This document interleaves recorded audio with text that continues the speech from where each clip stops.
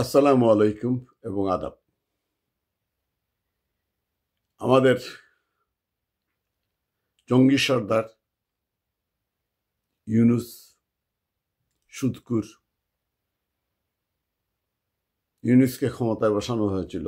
যারা বসিয়েছিল তারা বলেছিল ইউনুসকে ক্ষমতায় বসালেই বাংলাদেশ অর্থনৈতিকভাবে বিভিন্নভাবে অনেক সাফল্য লাভ করবে, বাংলাদেশ ডলারে ভরে যাবে, বাণিজ্য বাড়বে, অনেক কিছু সাহায্যে ঋণে ভরে যাবে দেশ। কিন্তু গত ৮-৯ মাসে যা দেখছি আমরা, ইউনুসের এতই সাফল্য যে শুধুই বাংলাদেশের বাণিজ্যের দরজাগুলো বন্ধ হচ্ছে, ট্যাক্স বাড়ছে।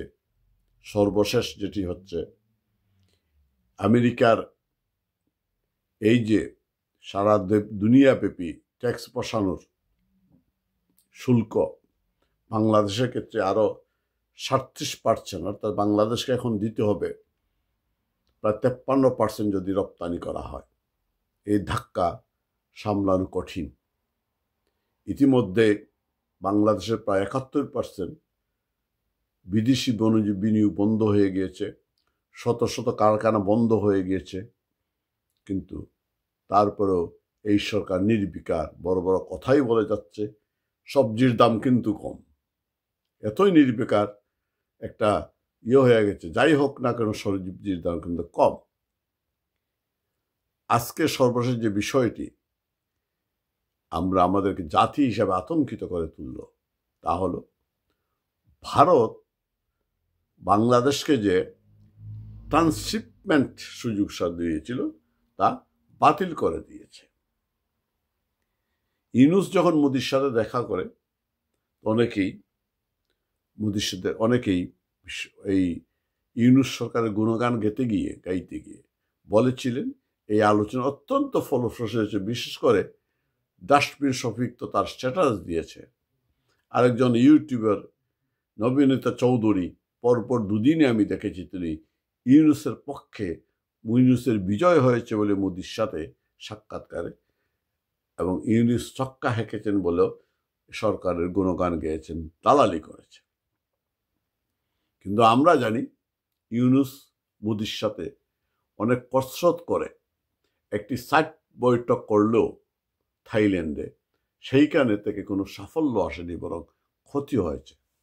বরং ইউনুসকে শাসিয়ে দেওয়া হয়েছে যে অবান্তর কথাবার্তা না বলার জন্য।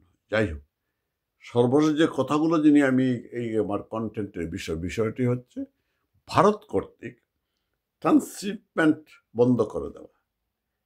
এর ফলে কি হবে? এর ফলে বাংলাদেশ ভারতের মধ্য দিয়ে স্থলপথে এবং বিমানে যে পণ্য রপ্তানি করত ভুটান, নেপাল সব বিভিন্ন দেশে, সেটা বন্ধ হয়ে গেল। বন্ধ হওয়ার ফলে এখন বাংলাদেশকে চরম সংকটে পড়তে হবে। কেন পড়তে হবে? যদিও আমাদের বাণিজ্য উপদেষ্টা বলেছেন যে তেমন কোনো অসুবিধা হবে না, তেমন কোনো, তার মানে উনি স্বীকার করছেন অসুবিধা হবে, তেমন কোনো অসুবিধা হবে না। অসুবিধাটা হবে, এবং এটা শুধু তেমন না, মারাত্মক অসুবিধা হবে। প্রথমত, এই দেশগুলোতে বাংলাদেশ রপ্তানি বন্ধ হয়ে যাওয়ার উপক্রম হবে। আমেরিকাতে এই শুল্কের কারণে বন্ধ হতে যাচ্ছে, আরো বিভিন্ন দেশে, ইউরোপেও একসময় বন্ধ হয়ে যাবে। অর্থাৎ বাংলাদেশের যে ক্রমবিকাশমান যে পোশাক শিল্প, যেটা বাংলাদেশের বৈদেশিক মুদ্রার অন্যতম উৎস, সেটা বন্ধ হয়ে যাচ্ছে এবং বন্ধ হয়ে যাবেই। উপর্যুপরি এই যে কিন্তু শুধু এইটা না, উপর্যুপরি শিল্প কারখানা যে অরাজকতা, অশান্তি চলছে, যেভাবে জঙ্গি উত্থান হচ্ছে, যেভাবে জঙ্গিরা মাথা চাড়া দিয়ে উঠছে, সেই ক্ষেত্রে যেভাবে রাজনৈতিক অস্থিরতা বিরাজমান, আইনশৃঙ্খলা পরিস্থিতির চরম অবনতি, সেই ক্ষেত্রে বিদেশি বিনিয়োগ আসার প্রশ্নই ওঠে না। যতই বিদেশি বিনিয়োগকারীদের নামে ডেকে এনে প্রহসন করে, প্রহসনের মাধ্যমে করার চলে, যতই মিটিং সেমিনার করা হোক না কেন, সম্মেলন করা হোক না কেন, লাভ হবে না। আমরা অনেকেই এই সরকার, শেখ হাসিনা সরকারকে ভারতের সাথে দেশ বিক্রি করে দিয়েছিল, ভারতের স্বার্থ বিকিয়ে দিয়েছিল বলে অনেক দোষারোপ করে। কিন্তু আমরা জানি শেখ হাসিনা বাংলাদেশের সীমান্ত সমস্যা সমাধান করেছিলেন। আমাদের সীমান্তে যে জমিগুলো ছিল, যে জমিগুলো আমরা আমাদের প্রাপ্য, সেটা আমরা নিয়ে এসেছিলাম। আমরা ভারতের সাথে বাণিজ্য সহযোগিতা বাড়িয়েছিলাম এবং বাণিজ্য সহযোগিতার অংশ হিসাবে শেখ হাসিনা 2020 সালের 29শে জুন বাংলাদেশ যাতে এই যে ট্রান্সশিপমেন্ট সুযোগ সুবিধা সেটা আদায় করে নিয়েছিলেন, একটা চুক্তি হয়েছিল। এটা শেখ হাসিনার সময়ে 2020 সালের 9 সালে। আজকে প্রায় 5 বছর পরে এসে ইউনূসের কূটনৈতিক সফলতা এতই বেশি যে তা বন্ধ হয়ে গেল, অর্থাৎ বাংলাদেশের অর্থনীতির আর একটা 12টা বেজে গেল। বাংলাদেশ এখন এই দেশগুলোতে বাংলাদেশের পণ্য রপ্তানি অত্যন্ত অসুবিধা হবে এবং প্রায় বন্ধ হয়ে যাওয়ার সম্ভাবনা রয়েছে। এসবই হয়েছে একমাত্র এই সরকারের কিছু মানুষের বাড়তি কথাবার্তা বলার জন্য। একটা হচ্ছে ডাস্টবিন শফিক, আর হচ্ছে যে মাহফুজ আলম, তার সমন্বয়কতা আছেই। তারা যখন কথা বলে, আর এই যে জঙ্গি গোষ্ঠী যেভাবে কথা বলে, মনে হয়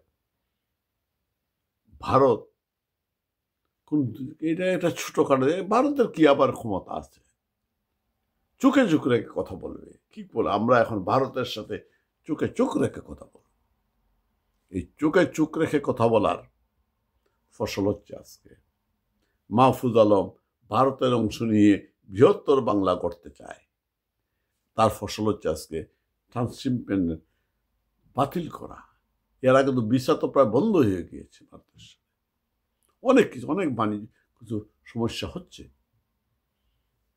এই যে বাড়তি কথাবার্তা, এই যে মোদি এবং ইউনূসের সাক্ষাৎকার নিয়ে শফিকের বাড়তি কথাবার্তা, মিথ্যাচার, সব কিছু মিলিয়ে চায়নাতে গিয়ে ইউনূসের 7 সিস্টার নিয়ে বাড়তি কথাবার্তা, সব কিছু মিলিয়ে ভারত বাংলাদেশে একটা বাস দিল, বুঝিয়ে দিল যে আমাদের সাথে লড়তে এসো না, কারণ আমাদেরকে ছাড়া চলবে না।